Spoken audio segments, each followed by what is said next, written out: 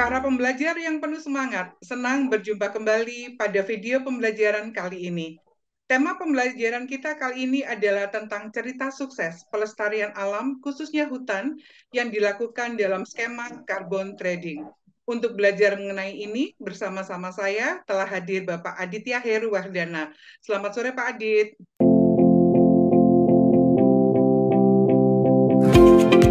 Selamat sore Ibu, apa kabar? Alhamdulillah baik. Terima kasih telah meluangkan waktu untuk berbagi ilmu dan pengalaman bersama kami. Bapak Adit Heru Wardana adalah jurnalis yang memiliki ketertarikan pada isu perubahan iklim, lingkungan hidup, dan pembangunan berkelanjutan. Beliau pernah mengetuai Perhimpunan Jurnalis Lingkungan Indonesia. Film dokumenternya yang berjudul Manusia Laut memenangkan penghargaan Mokhtar Lubis, penghargaan jurnalisme Indonesia paling bergengsi untuk liputan televisi yang mendalam.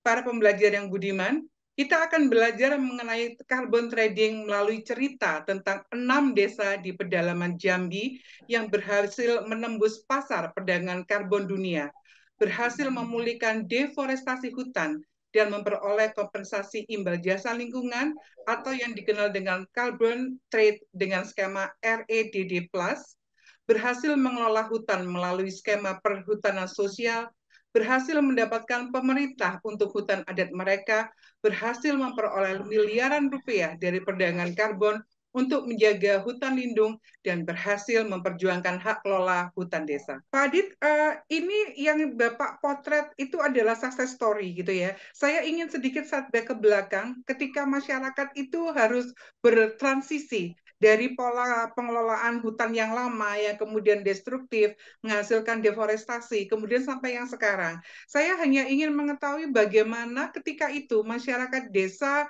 mengatur manajemen kehidupannya. Ketika saya menduga sebelum ada program carbon trading ini mereka pasti cari makannya melalui hutan ya Pak Adit ya.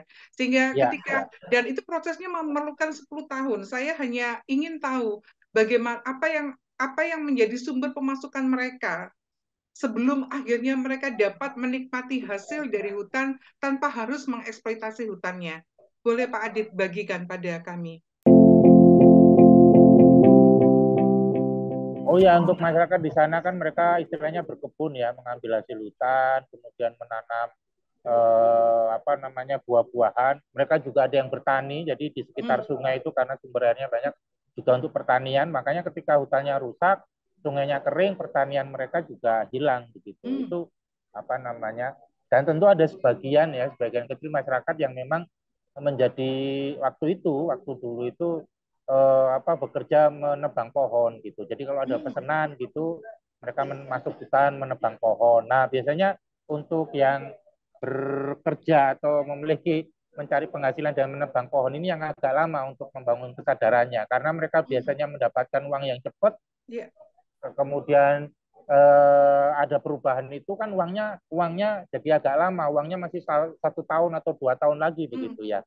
Nah itu yang memang butuh, makanya tadi seperti saya bilang penguatan kesadaran masyarakat itu, kesadaran masyarakat. Dan sekarang ketika itu sudah terjadi sejak tahun 2018, masyarakat sudah berhasil mendapatkan sekian ratus juta, kemudian 2029, 2019 sampai 2020 yang terakhir kami liput dapat uang 1 miliar, itu kan masyarakat kemudian benar-benar sadar, oh kita bisa mendapatkan penghasilan, ekonomi kita tetap bisa ngebul, dapur tetap ngebul, anak-anak bisa sekolah, tapi hutan kita juga tetap terjaga. Nah, kesadaran itulah yang sekarang mulai tumbuh gitu ya, mulai tumbuh gitu.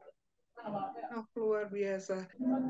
Jadi Pak Adit, kalau sebelum saya menutup diskusi kita, jadi sekarang yang dilakukan oleh aparat desa di Jambi itu tentu di dalam mengawasi atau mengatur desa yang sudah kenal carbon trading, tentunya berbeda ya Pak Adit ya dengan desa-desa yang belum mengenal skema carbon trading ini. Apa yang bisa Pak Adit tangkap dari performance pemerintah dalam hal ini adalah perangkat desa atau camat lurah atau siapapun yang terlibat di sana yang berfungsi sebagai regulator dan pengayom masyarakat menghadapi situasi yang ada sekarang, Bapak? Iya, kalau ngomong Pemda juga lucu ya cerita dari warga dan warsi yang mendampingi, karena kan proses sosialisasi potensi karbon ini kan sekitar 5 tahun ya Hmm. untuk karbonnya sendiri ya. Kalau Hmm. yang 10 tahun ke belakang tadi kan untuk status perhutanan sosialnya. Hmm. Nah, untuk karbon tradingnya ini sekitar 5 tahun ya, dari sosialisasi, kemudian mengukur, mencari platform. Nah, Hmm. itu jangankan masyarakat, Pemda sendiri pada waktu itu bingung. Jadi Pemda sempat, kata masyarakat, Pemda nawari bantuan truk. Truknya nanti akan dibuat untuk mengangkut karbonnya. Nah, jadi dari desa itu truknya karbonnya akan diangkut pakai truk ke pembelinya begitu. Nah, ini kan jadi kalau sekarang jadi yang lucu gitu ya. Tapi itulah apa namanya, sama-sama belajar masyarakatnya, NGO-nya, pemerintahnya juga belajar ya, mengenai skema ini, karena ini juga masih baru, sesuatu yang baru. Dan kalau ini untuk pengelolaannya, jadi ada struktur nagari atau struktur pemerintah desanya di sana kan nagari namanya. Tapi juga untuk pengelola hutannya ini mereka di kelompoknya, ada kelompoknya sendiri, kelompok pengelola hutannya begitu. Jadi kelompok pengelola hutannya inilah yang lebih banyak berperan.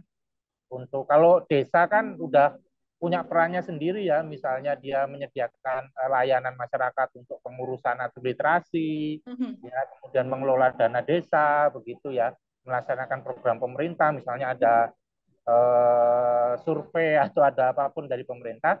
Nah, untuk pengelolaan hutan adatnya ini ada lembaganya sendiri, kelompok pengelola hutannya. Nah, inilah mereka yang berkumpul di situ dan kemudian mengambil keputusan-keputusan program apa saja yang akan dilakukan begitu untuk menjaga desa, hutan desa yang mereka kelola selama ini. Wow.